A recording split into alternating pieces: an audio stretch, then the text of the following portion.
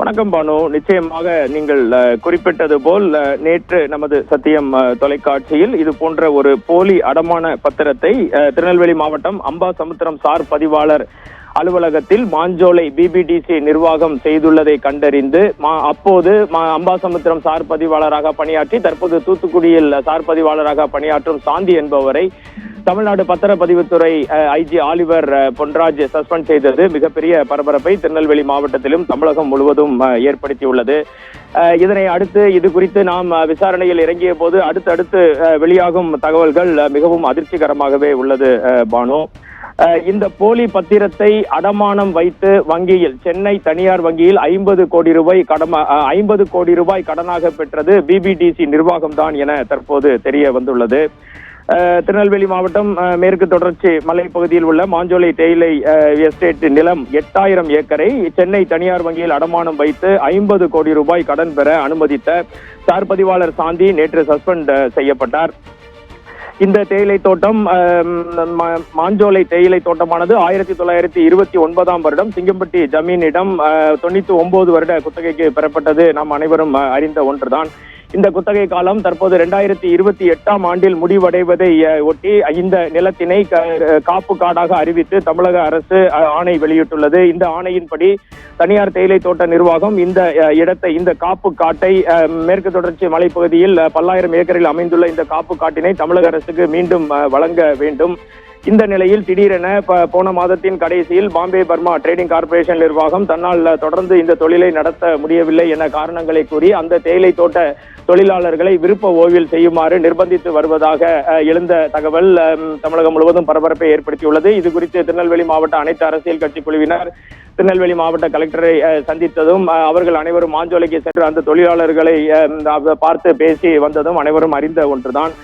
இந்த நிலையில் அந்த முழுவதுமான அந்த காப்பு காட்டை ஒரு தங்களது நிலம் என்று போலி அடமான பத்திரத்தின் மூலம் மாஞ்சோலை பிபிடிசி நிர்வாகம் சென்னை வங்கியில் காண்பித்து கடன் பெற்ற விவகாரம் நேற்றும் இன்றும் வெளியாகி மிகப்பெரிய பரபரப்பை ஏற்படுத்தியுள்ளது.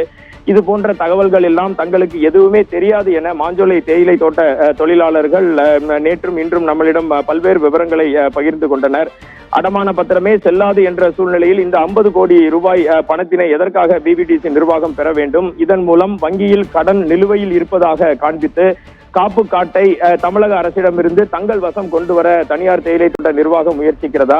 அரசிடமிருந்து குத்தகைக்கு பெற்ற நிலத்தினை அடமானம் வைக்க சட்டத்தில் வழிவகையே இல்லை என்ற போதும் இதனை தனியார் வங்கி நிர்வாகங்கள் எவ்வாறு அனுமதித்தது? இது ரிசர்வ் வங்கியின் அறிவுரைகளுக்கு ஏற்பட்டுதான் நடத்தப்பட்டதா? இது போன்ற பல்வேறு கேள்விகள் மாஞ்சோலை தொழிலாளர்கள் மத்தியில் ஏற்பட்டுள்ளது. இதற்கு மத்திய அரசின் ரிசர்வ் வங்கி உரிய பதிலை அளிக்க வேண்டும் என திருநெல்வேலி அனைத்து அரசியல் கட்சி குழுவினரும் கேட்டுக் கொண்டுள்ளனர். வங்கியில் கடன் தொகை மீதம் இருப்பதால் இதனை காண்பித்து தேயிலை தோட்ட நிர்வாகத்தை தன்னிடமே வைத்துக் கொள்ள தொடர்ந்து தனியார் தேயிலை தோட்ட நிர்வாகமான பிபிடிசி நிர்வாகம் முயல்கிறதா? தமிழக அரசால் வெளியிடப்பட்டுள்ள காப்பு காடு குறித்த அரசாணையை இந்த கடன் தொகையை காரணம் காட்டி நீர்த்து போக செய்யும் முயற்சியில் இந்த நிர்வாகம் இருக்கிறதா என பல்வேறு கேள்விகள் எழுந்துள்ளன. இது குறித்து உடனடியாக தமிழக அரசு நடவடிக்கை மேற்கொள்ள வேண்டும் என இந்த பகுதி மக்கள் தேயிலை தோட்ட தொழிலாளர்கள் விரும்புகின்றனர். இது முக்கியமான தகவல் என்னவென்றால் இந்த அடமான பத்திரத்தையும் வங்கியில் கடன் பெற்ற விவகாரத்தையும் காண்பித்து நிலம் தங்களுக்கே சொந்தம் என தமிழக அரசு வெளியிட்ட காப்பு காட்டு அரசாணையை நீர்த்து போகும் ஒரு முயற்சியிலேயே பிபிடிசி நிர்வாகம் ஈடுபட்டதாக தகவல்கள் வெளியாகி வருகின்றன.